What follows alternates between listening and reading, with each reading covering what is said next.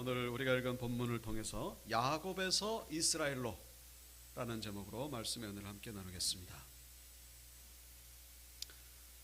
우리가 지난 시간에 이 세겜에서 있었던 일을 우리가 함께 나눴습니다. 이 야곱이 하나님께 서원했던 그 베델로 가지 아니하고 세겜에 있다가 야곱이 낳은 딸 디나가 그 세겜 주장에게 강간을 당하고 이 야곱의 아들들이 할례를 행하지 않으면 세겜 사람들도 우리처럼 할례를 행해야 우리 여동생 디나를 주겠다 거짓 제안을 하고 할례를 행한 지 3일째 고통이 극도에 달했을 때 이제 그 야곱의 아들 가운데에 레위와 시므온과 레위, 그러니까 시므온과 레위는 이 디나의 그 친오빠들입니다. 그러니까 이 야곱의 아들들은 4명의 부인에게서 낳은 그런 이복 형제들이죠. 그런데 이 시므온과 레위는 어머니가 같은 그 레아죠. 어머니는 레아. 그 레아에게서 낳은 그런 피가 같은 그런 친 여동생입니다. 그러니까 이제 이 레위와 시므온이 세겜성에 들어가서 아주 그냥 잔인하게 이렇게 보복을 하죠. 문제는 이제 이 세겜 주변 성읍 사람들이 이제 연합해서 이 야곱의 가족을 이제 복수하기로 이렇게 그런 움직임을 보이기 시작했다는 것이죠. 그래서 그 30절에 보시면은 34장 30절에 야곱이 시므온과 레위에게 이르되 너희가 내게 화를 끼쳐 나로 하여금 이 땅의 주인 곧 가나안 족속과 브리스 족속에게 악취를 내게 하였도다. 나는 수가 적은즉 그들이 모여 나를 치고 나를 죽이리니 그러면 나와 내 집이 멸망하리라. 이제 세겜 주변 사람들이 이제 우리를 치러 온다. 이제 우리는 죽었다. 이제 우리는 더 이상 피할 길이 없다. 자, 그런데 그럼에도 불구하고 이 시므온과 레위가 뭐라고 대답합니까? 그들이 이르되 그가 우리 누이를 창녀같이 대우함이 옳으니까. 아직도 흥분을 가라앉히지 못하고 아주 그냥 분노에 차 있는 야곱은 지금 이제 우리 이제 다 죽었다 이렇게 절망 속에 전전긍긍하고 있는 반면에 여전히 이 시몬과 레위는 그냥 뭐 아주 혈기가 펄떡펄떡 살아가지고. 근데 시몬과 레위의 입장도 이해 못하는 바는 아니죠.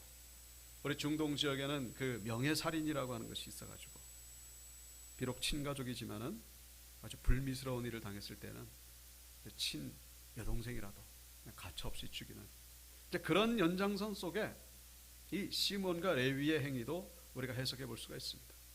그러니까 그 디나를 어떻게 하지는 못하고 그 분노가 이제 이 세겜을 향해서 이제 쏟아부은 그런 사건. 근데 문제는 뭡니까? 이제 죽게 되었다는 거예요. 그 분노를 퍼부은 거는 그렇다 치더라도 그래 더 중요한 것은 하나님의 백성들이 이 살인자 집단이 되고 만 것이죠. 하나님의 거룩한 백성의 정체성을 잃어버리고 테러 집단이 되고 말았습니다. 이제 야곱이 이제 이러지도 못하고 저러지도 못하고 이제 뭐 어떻게 화해를 할 수도 없죠. 워낙에 많은 사람들을 죽였으니까.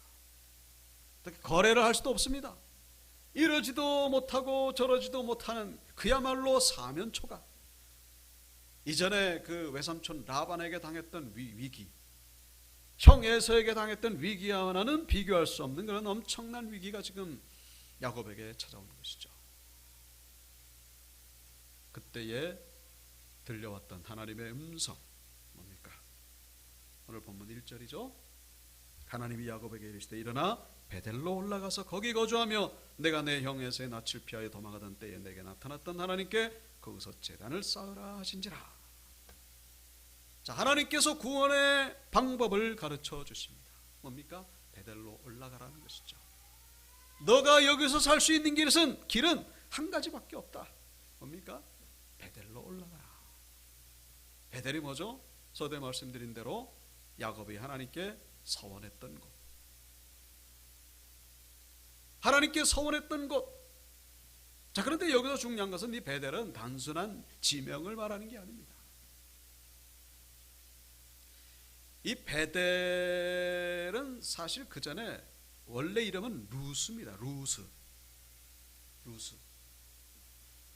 야곱이 아침에 일찍 일어나 베개로 삼았던 돌을 가져다가 기둥으로 세우고 그 위에 기름을 붓고 그곳 이름을 베델이라 했더라. 이 성의 옛 이름은 루스더라. 루스.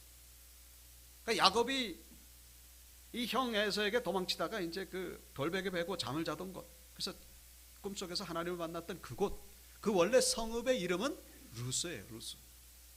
근데 돌기둥을 세우고 그 돌기둥을 향해서 베델이라고 부른 거죠.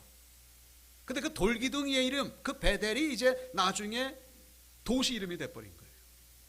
그 루스 성읍의 이름이 이제 아예 베델 이름으로 바뀌게 된 것이죠. 근데 지금 이 1절에 하나님께서 베델로 올라가라, 베델로 가라, 그래야 네가 살 수 있다. 여기서 말하는 베델은 단순한 지명이 아니고 바로 하나님을 만났던 그 자리, 하나님을 만났던 그 자리, 그 돌베개 베던 그 장소, 그 장소로 가라는 얘기죠. 그리고 그 장소로 가라는 그 의미를 더 넘어서 단순히 그 장소를 찾는 게 아니죠. 무슨 의미입니까? 그때 경험했던 그 하나님의 은혜를 다시 회복하라. 그때 네가 체험했던 그 하나님의 놀라운 사랑을, 그 구원의 감격을 다시 회복하라 라는 그런 메시지가 담겨있는 구절임을 우리가 기억해야 된다는 것이죠. 그냥 베델로 가가지고 거기서 어슬렁어슬렁 다니기만 할 뿐, 그 야곱이 그 형 에서에게 쫓길 때에 좀 그 절망 속에 있을 때에 하나님의 꿈속에서 나타났을 때 그 감사, 정말로 하나님 앞에 드렸던 그 찬양, 그 은혜가 회복되지 않는다면은, 그 은혜가 바로 구원의 길인데 그 은혜를 회복하지 않는다면은 베델로 가봐야 소용이 없다 그런 얘기죠. 단순히 장소를 찾는 그 의미를 넘어서 첫사랑을 회복해야 된다는 것입니다. 우리가 현대를 살아가는 우리에게, 우리 신앙인에게 있어서 베델은 어디입니까? 교회를 말하죠.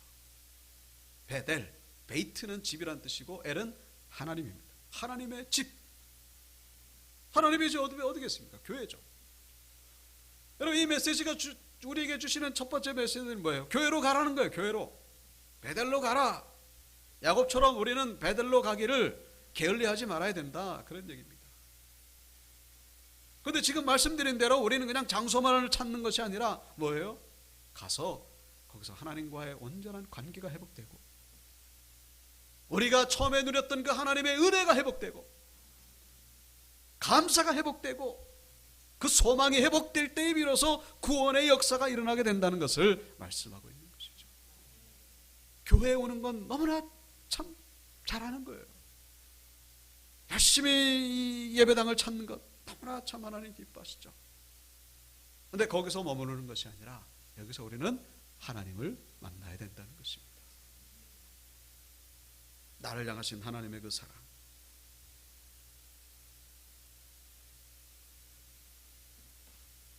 그래서 우리가 예배를 드릴 때 어떻게 드린다는 거예요? 신령과 진정으로 예배를 드리는 자를 하나님이 찾으신다고 말씀하고 있죠. 그 예배에 집중해야 됩니다. 지난 주일에 그 뭡니까? 엘리사 시대 때에 문을 닫고 기름을 붓는 장면이 우리의 모습이 되어야 된다는 것이죠. 온전히 하나님께 집중하는 거예요. 그릇을 쫙 펼치는 겁니다. 그건 뭐예요? 하나님, 우리를 만나 주시옵소서. 우리에게 구원의 은혜를 베풀어 주시옵소서. 그 영적인 갈급함을 가지고, 영적인 갈급함을 가지고, 목마른 사슴이 시냇물을 찾듯이 이렇게 갈급함을 가지고, 하나님 없이는 나는 살 수가 없습니다. 하나님, 우리를 만나 주시옵소서.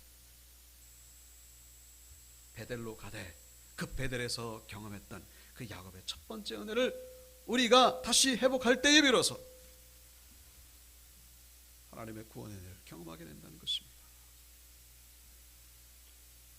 우리가 지난 주일에 그 구준의 목사님, 뇌에 촌충이 감염돼 가지고 간질로 죽어갈 때에 그가 살아나게 된 것은 바로 하나님을 만났기 때문이라는 사실. 물론 지금은 뭐 이렇게 수술하면 된다고 합니다. 약을 먹고. 근데 60년대에는 그런 약이 없었죠. 근데 지금도 위험하긴 합니다만은, 문제는 현대의학으로도 고치지 못하는 병이 얼마나 많은지 몰라요. 그래서 속수무책으로 병원에 가보면 첨단 기기가 얼마나 많습니까? 근데 속수무책으로 그냥 가만히 내버려 둘 수밖에 없는 병들이 얼마나 많죠. 우리 삶 가운데 이 세겜의 위기가 찾아왔습니까? 그때 하나님 우리에게 말씀하시는 거예요. 뭘 말씀하십니까? 베델로 올라가라 하는 것이죠. 인간의 힘으로 할 수 없어요. 인간의 힘으로 할 수 없다는 것이죠. 그래서 우리는 날마다 주일만이 아니라 주일 예배 때만 우리가 가는 게 베델이 아니라 우리 매일매일 우리는 베델의 은혜를 경험해야 된다는 것입니다. 이런 은혜가 날마다 임하게 되길 주 이름으로 축원합니다. 2절에 이 야곱이 베델로 가기 전에 먼저 집안 사람들에게 한 가지 명령을 합니다. 이에 자기 집안 사람과 자기와 함께한 모든 자에게 이르되 너희 중에 있는 이방 신상들을 버리고 자신을 정결하게 하고 너희들의 의복을 바꾸어 입으라. 그냥 베델로 가는 게 아니에요. 베델로 가기 전에 먼저 해야 될 일이 있습니다. 너무나 중요한 일이에요. 너무나 중요해요. 이 2절 한 구절만 봐도 야곱이 그동안 얼마나 하나님의 은혜에서 멀어진 상태에서 살았는지 짐작할 수 있죠. 집안 사람들이 그냥 그 이방 신상들을 가득하게 가지고 있었어요. 물론 야곱이 뭐 우상을 섬기고 그러진 않았겠죠. 근데 자기 집안 사람들이 이방 신상을 가지고 있어도 전혀 간섭을 하지 않고 뭐 그래도 돼. 뭐 이러면 어떻고 저러면 어떻고 뭐 어때? 그 정도는 괜찮지. 근데 세겜의 위기를 당하고 보니까 이제야 비로소 이 야곱이 자신의 영적인 상태를 발견하게 된 것입니다. 그 위기 앞에서 비로소 자기가 얼마나 하나님 앞에서 잘못 살아왔는지를 그때서야 보이기 시작하는 거예요. 얼마나 세겜에 푹 빠져서 살았는지. 야곱은 그 세겜에 가기 전에 그 에서의 위기가 있었잖아요. 형 에서가 나를 죽이면 어떡할까 막 그랬는데 하나님의 도움으로 살아났습니다. 야곱은 그게 끝이라고 생각했던 것 같아요. 이 형 에서의 위기, 이제 이것이 나의 불행 끝, 이제 행복 시작, 아마 그렇게 생각했던 것 같습니다. 그렇지가 않죠. 우리의 영적 위기, 영적 전쟁은요 죽을 때까지 계속되는 거예요. 시점이 없어요. 우리가 하나님 앞에 큰 은혜를 경험하면 이제 나의 상에 이제 모든 불행은 끝나고 이제는 행복만 시작되겠구나, 착각입니다. 그 다음날 또 어떤 일이 일어날지 몰라요. 늘 우리는 영적인 긴장, 영적으로 깨어있는 상태를 우리가 놓치지 말아야 됩니다. 세겜에 가가지고 그냥 푹 빠져가지고 형에서 위기가 지나갔으니까 이제 그냥 안심해도 되겠거니, 그러니까 자기 집안 사람들이 뭐 우상을 섬기든 말든 뭐 어떻게 살든 관심이 없어요. 그러다가 위기를 당하고 보니까 정신이 번쩍 드는 거예요. 정신이 번쩍. 내가 지금 뭘 하고 있지? 베델로 올라가라는 하나님의 음성. 여러분, 베델은 절대로 야곱이 잊어버릴 수가 없는 장소죠. 잊어버릴 수가 없어요. 얼마나 그때 그 은혜가 컸는데 그걸 잊어버리겠습니까? 근데 세상이 주는 유혹이 너무나 크다 보니까 그냥 거기에 이것이 딱 가로막혀가지고 베델로 가야지 하면서도 자꾸만 이것을 연기하다가 여기까지 온 것이죠. 위기 가운데 빠졌을 때 비로소 하나님의 음성이 어쩌면 그 전에 들려왔을지도 몰라요. 베델로 가라. 그런데 그거 자꾸 무시하고 그러다가 이제서야 비로소 그게 음성이 들리기 시작하는. 그래서 그런 얘기가 있죠. 고난은 하나님의 음성을 들려주는 확성기와 같다. 고난은 하나님의 음성을 들려주는 확성기와 같다. 고난 속에 있다 보니까 이제 하나님의 음성이 들리는 거예요. 그런데 이제 이 베델로 올라가기 전에 이제 자신의 모습이 보이기 시작한 거죠. 이거 뭐 이 상태로 그냥 갔다가는 뭐 가나마나 아무 소용이 없을 것 같아요. 버리기 시작하는 것이죠. 그래서 자기 집안 사람들이 섬기고 있던 이방 신상, 여기에는 아마 그것도 포함될 겁니다. 뭐가 포함되겠죠? 야곱의 아내 가운데 라헬이 아버지 라반에게서 훔쳐온 드라빔, 가정수호신. 이 라헬도 그렇게 이방 신상을 섬기고 있었어요. 자기 아내, 자기가 가장 사랑하는 아내가. 그것도 아마 이때 버렸을 거예요. 이때서야 비로소 버린 거죠. 우리가 하나님 앞에 나갈 때, 이 베델로 나아갈 때에 우리가 먼저 해야 될 일을 우리에게 말씀해 주고 있습니다. 버려야 된다. 하나님께 나올 때에, 그러니까 정말로 하나님께 은혜를 받으려고 하는 그런 자세를 가지고 나오는 자는 당연히 이런 모습이 있겠죠. 정말로 하나님의 은혜를 간구한다면은 그 하나님과 나와의 사이에 그 가로막혔던 그 담을 허물기를 절대로 게을리하지 않게 된다는 사실을 여기서 우리 묵상해 볼 수가 있습니다. 하나님의 축복이 나에게 임하는데 그것을 가로막고 있는 것이 혹시 있진 않을까? 주위를 둘러보게 되는 거예요. 그게 자연스러운 모습이죠. 이것이 혹시 축복의 통로를 막지 않을까? 이것이 혹시 옛날에 세상에 속한 잘못된 습관들. 지난주 금요기도회 때 우리가 기드온이 하나님께 부름받을 때 먼저 했던 일이 있죠. 미디안과의 전쟁을 앞두고서 먼저 했던 일이 있습니다. 그 아버지 집에 있던 바알 제단을 허물고, 그리고 아세라 상을 찍고, 그리고 7년 된 수소를 잡아다가 하나님께 번제를 드렸던 그런 모습을 우리에게 보여주고 있습니다. 그러니까 미디안과의 전쟁을 앞두고서 버젓이 세워져 있는 바알 제단을 그냥 내버려 둬서는 절대로 미디안과의 전쟁에서 승리할 수가 없는 거예요. 하나님이 이 전쟁을 네가 치러라 이렇게 말씀하셨지만은 그냥 나가서는 승리할 수가 없죠. 물론 바알 제단을 허물라고 하는 것도 하나님의 명령입니다.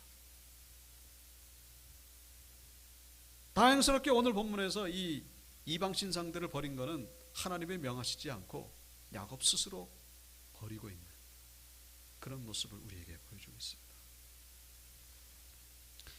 우리는 맛있는 음식을 먹기 전에 먼저 손을 씻어야 하듯이 결혼 예복을 입기 전에 몸을 씻고 더러운 옷을 벗고 그 다음에 예복을 입듯이 몸을 씻지 않고 그냥 땀에 쩔은 모습으로 그냥 온통 그냥 지푸라기 묻어있는 옷을 그 위에다가 예복을 입는 사람은 없습니다. 벗지 않으면요 그냥 악취가 나죠. 냄새가 나죠. 사람들이 가까이 다가오지 못합니다.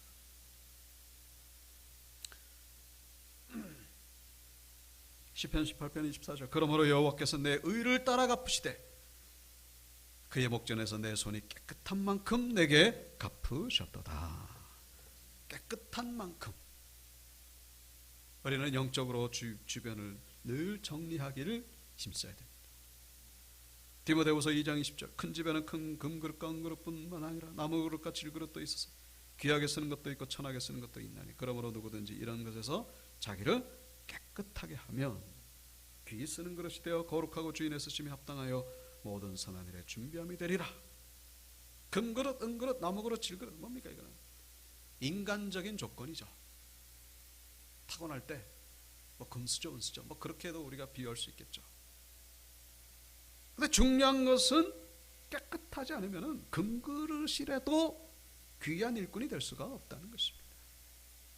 질그릇이라도 깨끗하면 귀한 그릇이 될 수가 있다. 그런 얘기죠.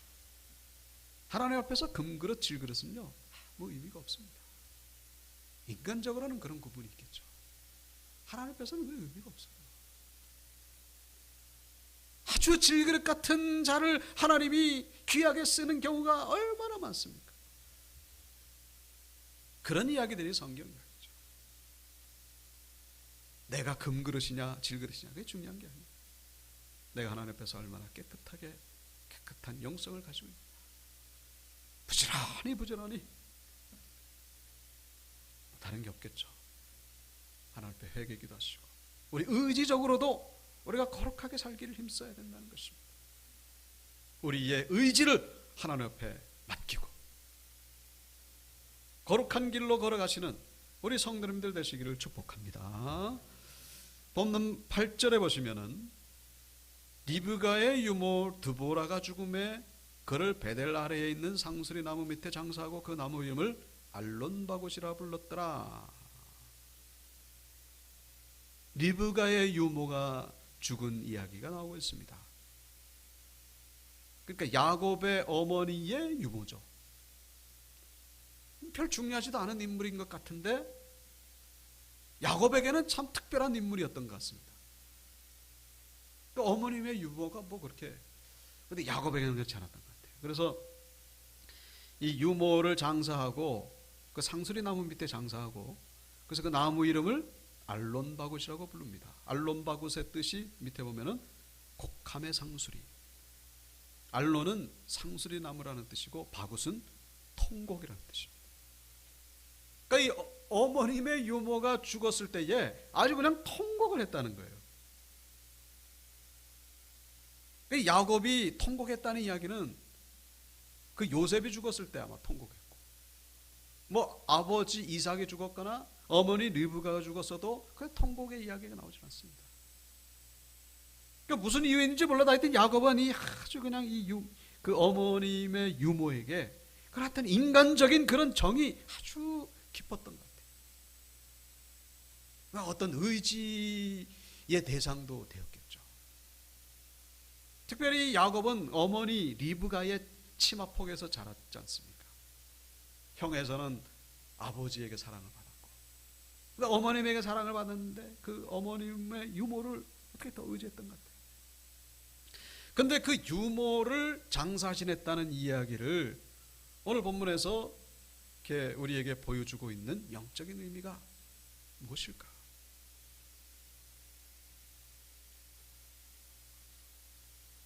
여기 4절에 보시면은 이 야곱에게 그 집안 사람들이 바친 이방 신상 귀걸이들 이거를 다 상수리 나무 아래 묻었다라고 그래 나오고 있죠. 그리고 8절에 유모도 상수리 나무 밑에다가 묻었다라고 그렇게 기록하고 있습니다. 그러니까 야곱이 묻었던 것은 세상에 속한 것들을 다 묻었다. 우상에 속한 것들 묻었을 뿐만 아니라 인간적인 관계에 맺어져 있던 것들도 묻었다라는 것을 말씀하고 있는 거예요. 완전히 하나님 앞에서 새로운 모습으로. 유모에게 느꼈던 이 정, 이게 뭐 나쁜 건 아니겠죠. 인간적인 것을 다 정리시키는 거예요. 온전히 하나님 앞에서 홀로 된 모습으로 우뚝 세우시는 그런 하나님의 섭리를 여기서 우리가 발견할 수 있다는 것입니다.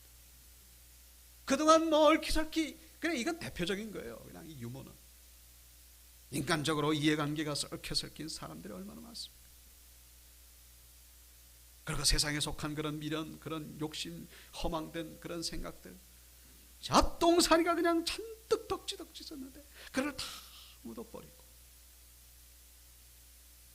그리고 나서 10절에 보시면은 하나님이 야곱에게 뭐라 말씀하십니까? 내 이름이 이제는 야곱이 아니라 이스라엘이라고 부를 것이다. 여러분, 야곱의 이름이 이스라엘로 바뀐 적은 그 전에 벌써 야복강에서 바뀌었잖아요. 그 32장에 보시면. 근데 그때는 그냥 이름만 바뀌었을 뿐이지 그의 삶은 여전히 야곱이었다라는 사실입니다. 이름만 바뀌면 뭐합니까? 이름만 이스라엘이지 그의 삶은 여전히 야곱이었다는 거예요. 그러니까 세겜에 머물러 가지고 그냥 그 이방 신상들하고 그냥 뭐 이렇게 엎치락뒤치락 살고, 근데 모든 것들을 다 정리하고서야 비로소 이제 하나님이 야곱에게 말씀하시는 거죠. 너는 이제 야곱이 아니라 이스라엘이다. 야곱은 무슨 뜻이라고요? 사기꾼. 이스라엘은 하나님의 승리. 그러니까 사기꾼이라는 것은 어떻게든 자기 꾀로, 자기 능력으로, 자기 지혜로 이렇게 살아보려고 하는 그런 인생이고, 이스라엘은 뭐예요? 하나님의 도우심이죠. 하나님의 승리케 하시는 것이죠. 그래서 이제 여기 11절부터 보시면 하나님이 이 이스라엘에게, 야곱에게 이제 복을 말씀하시죠. 너의 허리에서 왕들이 나올 것이다. 그리고 12절에 보면은 아브라함과 이삭에게 약속했던 그 땅을 너에게 줄 것이다. 그 땅과 왕들, 이거 뭡니까? 하나님 나라의 예표죠. 하나님 나라의 예표. 너를 통하여 이 이스라엘이라는 나라가 세워질 것이다. 이제 그 속에서 이제 진정한 왕 되신 예수님이 나오시는 것을 우리가 보게 됩니다. 하나님 앞에서 온전히 정리하고서야 비로소 그는 이스라엘로 세워지게 되고, 그를 통하여 이제 하나님의 나라가 세워지는 것을 성경은 우리에게 말씀해 주고 있습니다.